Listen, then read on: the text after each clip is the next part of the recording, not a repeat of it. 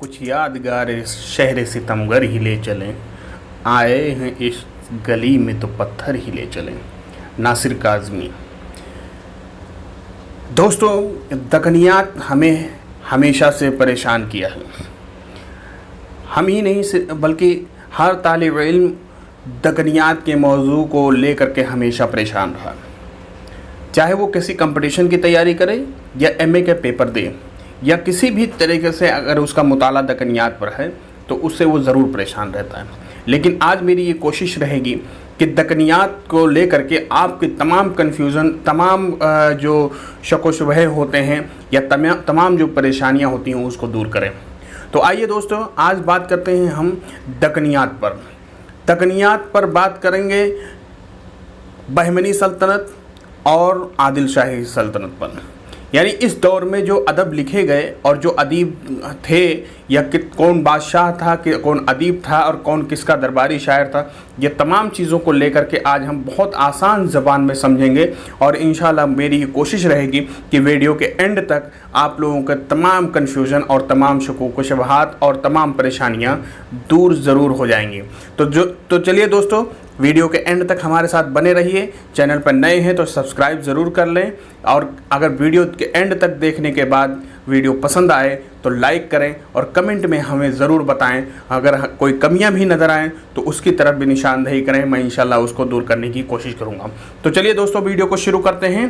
ज़्यादा कुछ ना कहते हुए आज यहाँ पे हम देखते हैं कि दकनियात क्या है और दकनियात में क्या क्या परेशानियाँ आती हैं।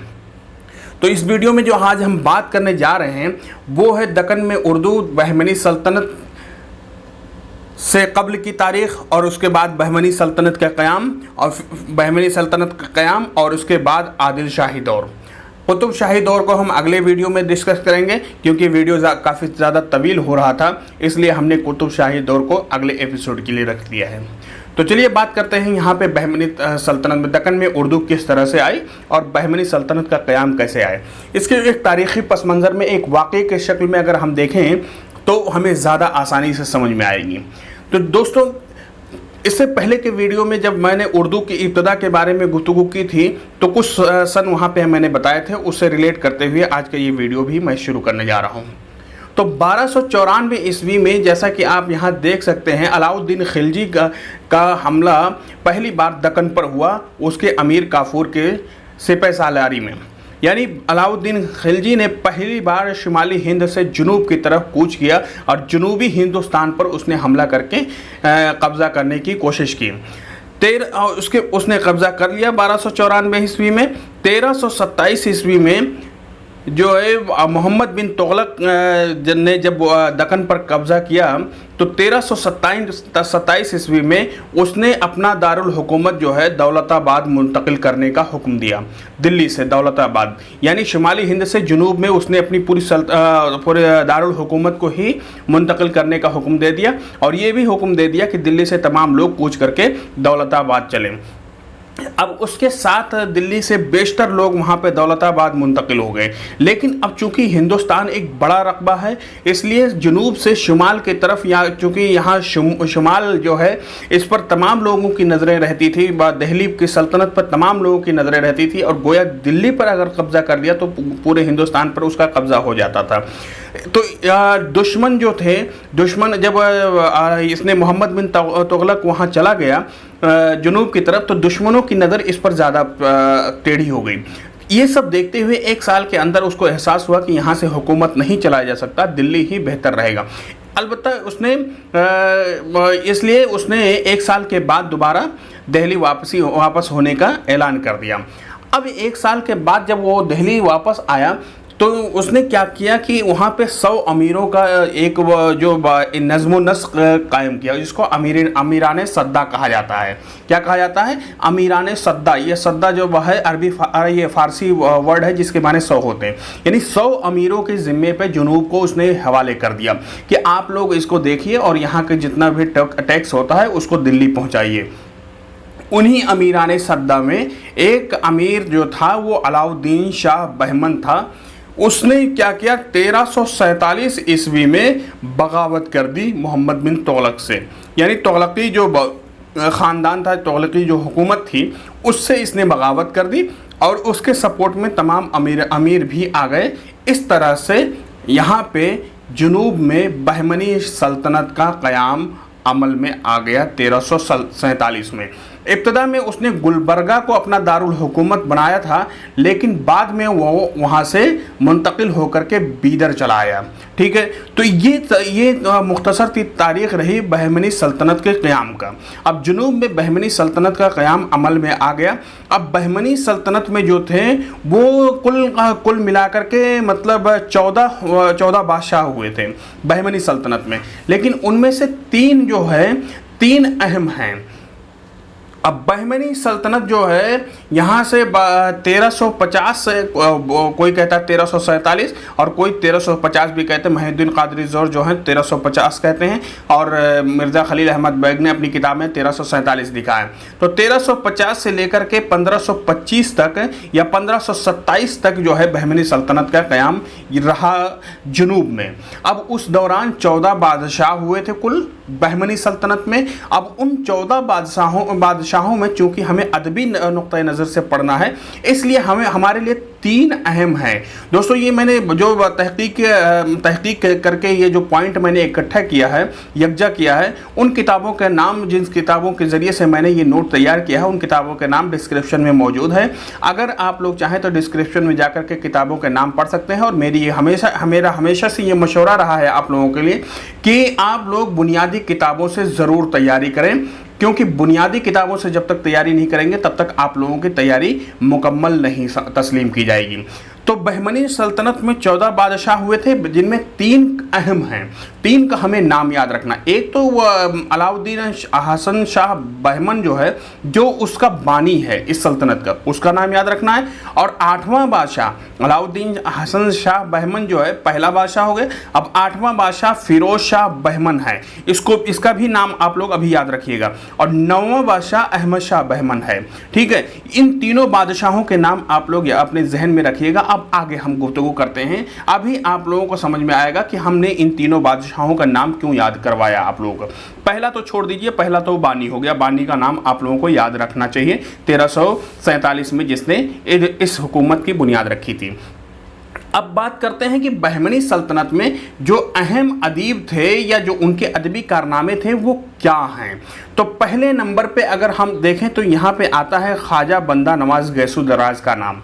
ख्वाजा बंदा नवाज गैसु दराज जो सूफिया में थे, शुमाली हिंदुस्तान से ये कूच करके वहाँ गए थे दक्कन में, गुजरात के रास्ते से दक्कन पहुँचे थे और बीदर यहाँ पे क़याम किया था। और 8वां बादशाह जो था, 8वां बादशाह जिसका नाम मैंने बताया था फिरोज शाह बहमन, उसके दौर में ये दक्कन पहुँचे थे। अब सवाल यहाँ से ये आता है कि ख्वाजा बंदा नवाज गैसु दराज जो है किस बादशाह के दौर में दक्कन पहुँचे थे या किस बादशाह के दौर में रहते थे, इस तरह के सवाल आते हैं, तो इसको याद रखिएगा। उनकी तसनीफ़ात कौन सी हैं? मेराजुल आशिकीन है, हिदायतनामा है, रसाला 12 मासा है, शिकारनामा है और चक्की नामा है, तिलावतुल वजूद है और ये तमाम चीज़ें हैं, ये तमाम उनकी तसनीफ़ात हैं। अब मेराजुल आशिकीन के बारे में जमील जालबी ने अपनी किताब में वो कह दिया है कि ये उनकी तसनीफ़ नहीं है बल्कि मखदूम शाह हुसैनी की तसनीफ़ है। अब जो मैंने किताब उनकी पढ़ी, मखदूम शाह हुसैन, ये एहतशाम हुसैन साहब की मुख्तसर तारीख़ अदब उर्दू, तो उसमें इन्होंने कहा कि ठीक है, मान लेते हैं कि अगर उनकी किताब नहीं है, बहुत सारे लोगों ने, अगर उनकी किताब ये है, एक तरह से अगर देखा जाए तो अगर उनकी किताब है, कुछ पॉसिबिलिटी बनती है, तो इस तरह से उर्दू की ये पहली तसनीफ़ तस्लीम की जाएगी जो 1422 ईस्वी में लिखी गई है। यानी ख्वाजा बंदा नवाज गैसु दराज की तसनीफ़ जो है मेराजुल आशिकीन, ये उर्दू की पहली तसनीफ़ तस्लीम की जाएगी। ये एहतशाम हुसैन साहब ने अपनी किताब में इस तरह से लिखा है। अब दूसरे अदीब जो हैं बहमनी सल्तनत के, वो गैसु दराज के पोते अब्दुल्ला हुसैनी हैं। अब्दुल्ला हुसैनी जो हैं ये इन्होंने निशातुल इश्क एक किताब है फ़ारसी में थी, उसका तर्जुमा उर्दू में किया था, इनका यही कारनामा है।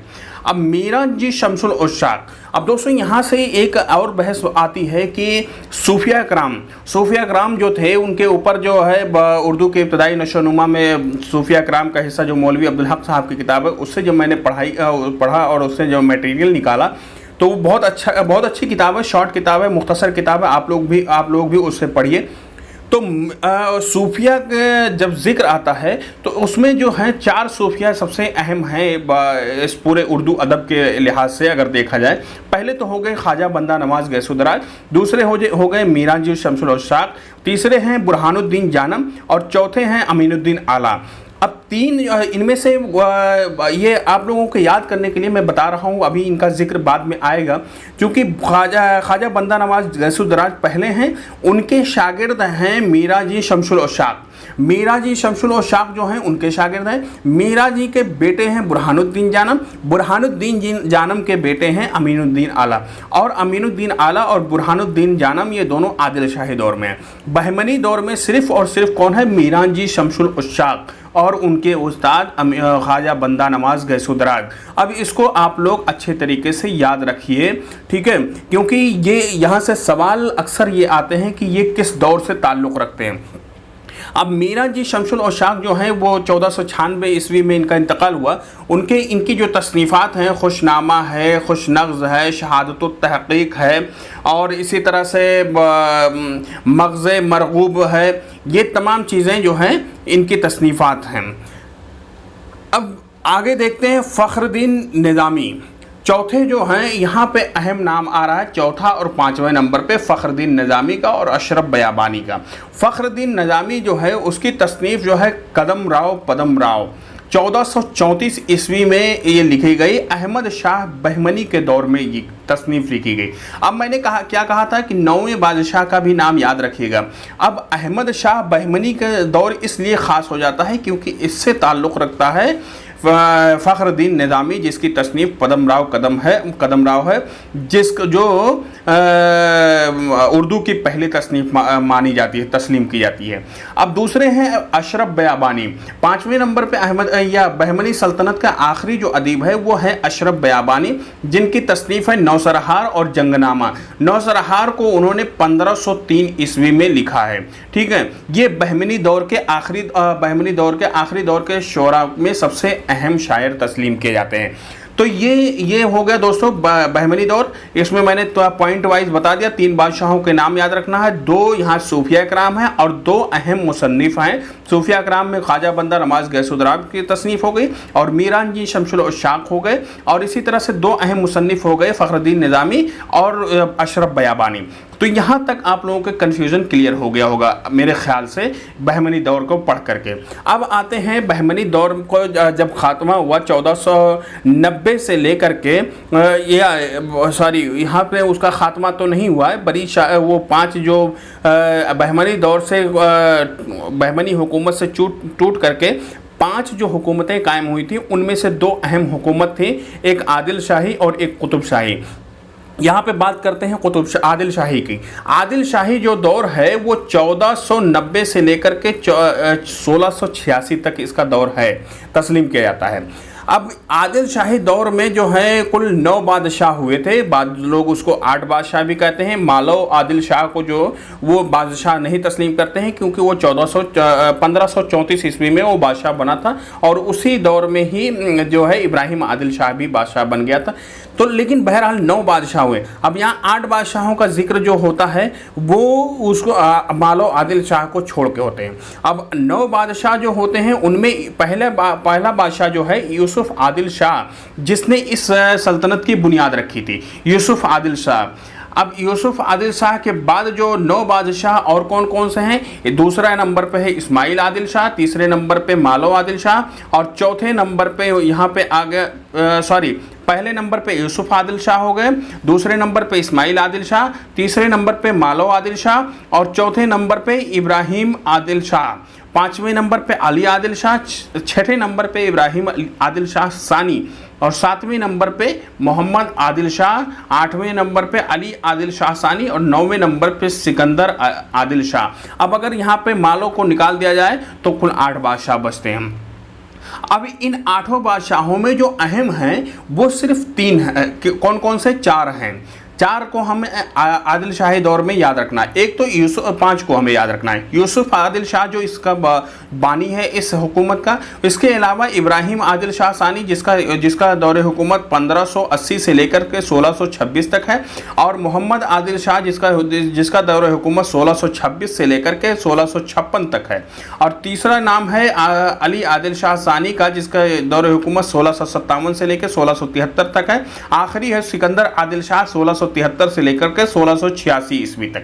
तो इन चारों के नाम हमें याद रखना है। अभी देखते हैं इन चारों का नाम किस तरह से याद रखना है।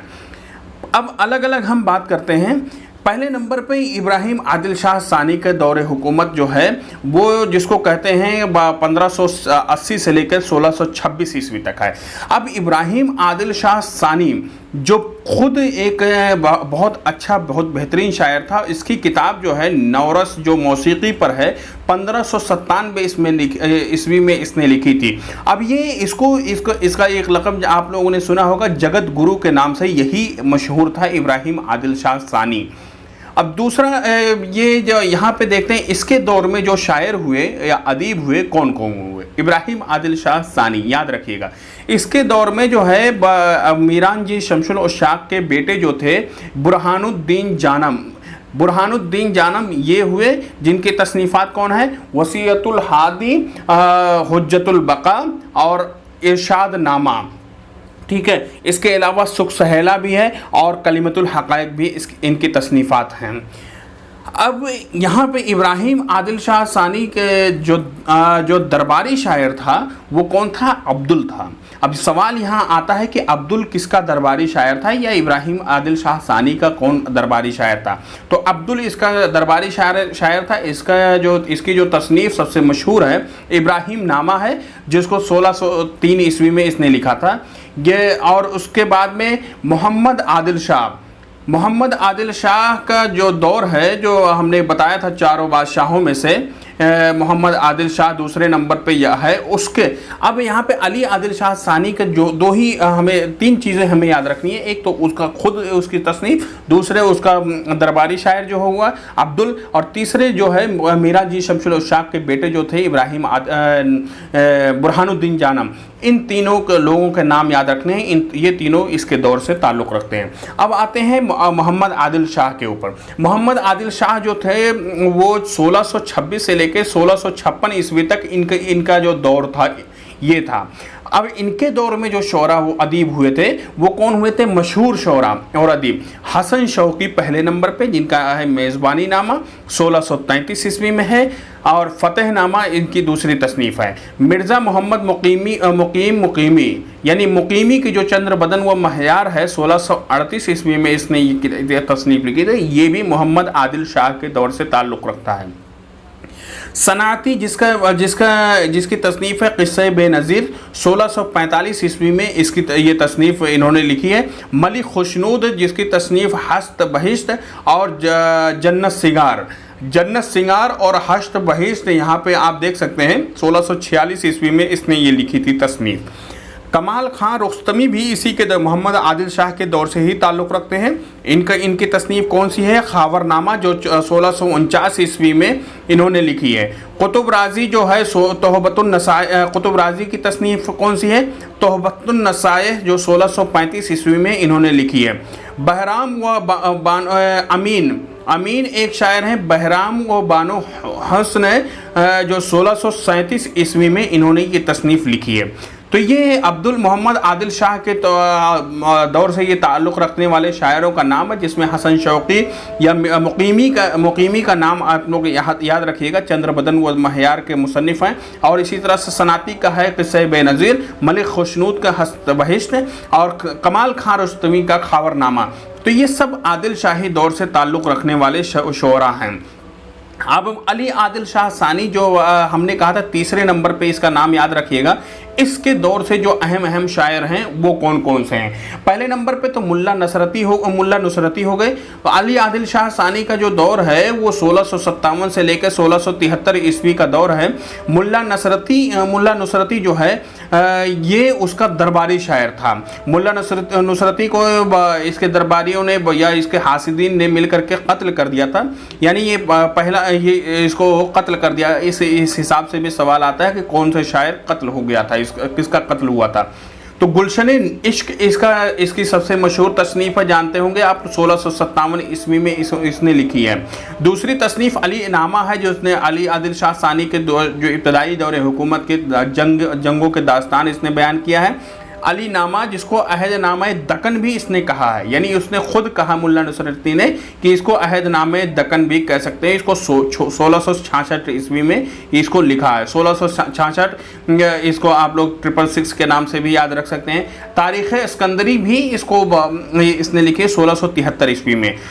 अब अली आदिल शाह सानी के जो दौर के दूसरे शायर हैं वो कौन से हैं? अमीनुद्दीन आला। ये मैंने बताया था ना, बुरहानुद्दीन जानम, ये मीरान शमसुल शाक, उनके बेटे बुरहानुद्दीन जानम और उसके बेटे जो अमीनुद्दीन आला, ये अली आदिल शाह सानी के दौरे हुकूमत से ताल्लुक़ इनका है। इनका इंतकाल हुआ था 1675 ईस्वी में।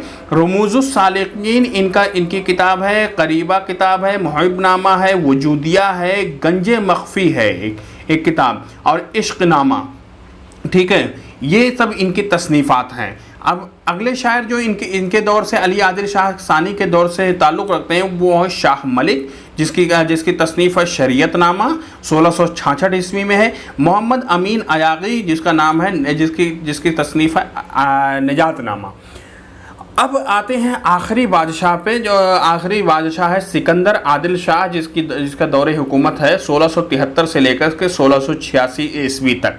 सिकंदर के ज़माने में जो शोरा थे या जो उदबा थे, वो थे सैयद, पहले नंबर पे जो देखा जाए तो सैयद मीरान हाशमी बीजापुरी। हाशमी बीजापुरी का नाम से इसका नाम आता है, जिसकी तसनीफ़ यूसुफ ज़ुलेखा है, बहुत ज़ख़ीम तसनीफ़ है, 1687 ईस्वी में इसने लिखी है। सीवा, अब इसके अलावा छोटे छोटे शायर हैं जिनको सीवा है, रोज़ शौदा इन्होंने लिखा 1680 में। मोमिन बीजापुरी हैं, असरार इश्क लिखा 1682 ईस्वी में। मुख्तार हैं, जिनकी मेराजनामा है 1682 ईस्वी में। कुदरती है, क़ससुल अंबिया जिसने लिखी है, बहुत ज़ख़ीम किताब है। कादिर शाह अमीन है, मुअज़्ज़ज़ खातून जन्नत है इनकी किताब। शाह मुअज़्ज़म है, शजरुल अत्क़िया गंजे मख्फ़ी है। गंजे मख्फ़ी वहाँ पे भी उनकी अमीनुद्दीन आला की भी किताब थी, और यहाँ पे शाह मुअज़्ज़म की भी किताब थी। तो दोस्तों, ये है अली आदिल शाही दौर के अदीब और उनके अदबी कारनामे। अब देखते हैं कि कौन कौन से हमने बताया था 4 बादशाह जो थे, इसको हमने याद रखना था। एक तो इब्राहिम आदिल शाह सानी, और दूसरा मोहम्मद आदिल शाह सानी और मोहम्मद आदिल शाह, तीसरा अली आदिल शाह सानी, चौथा सिकंदर अली आदिल शाह। अब इब्राहिम आदिल शाह सानी के दौर से जो अब्दुल है, उसको आप लोगों को दिमाग में रखना होगा। और इसी तरह से अली आदिल शाह सानी का मुल्ला नुसरती को आप लोग याद रखना होगा। ठीक है, और हाशमी बीजापुरी भी उसी के दौर से सिकंदर आदिल शाह के दौर से जो ताल्लुक़ रखने वाला सबसे अहम शायर है वो हाशमी बीजापुरी है। तो ये मुख्तसरन है दोस्तों। अगर आप चाहें तो हमारे टेलीग्राम चैनल से भी जुड़ सकते हैं, जो अलीम @अलीम_खान के नाम से है।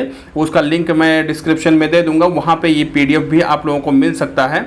आप लोग अगर हमारे इस चैनल पे इस तरह से जुड़े रहें तो इंशाल्लाह हमारी ये कोशिश रहेगी कि PDF को नोट्स के ज़रिए भी हम आपकी मदद करेंगे, और वीडियोज़ और लेक्चर के ज़रिए से भी हम आपकी मदद करते रहेंगे, और लेक्चर और टॉपिक को आसान से आसान तर बनाते रहेंगे। तो दोस्तों, ये उम्मीद है कि आप लोगों को वीडियो पसंद आया होगा तो कमेंट में हमें ज़रूर बताइएगा।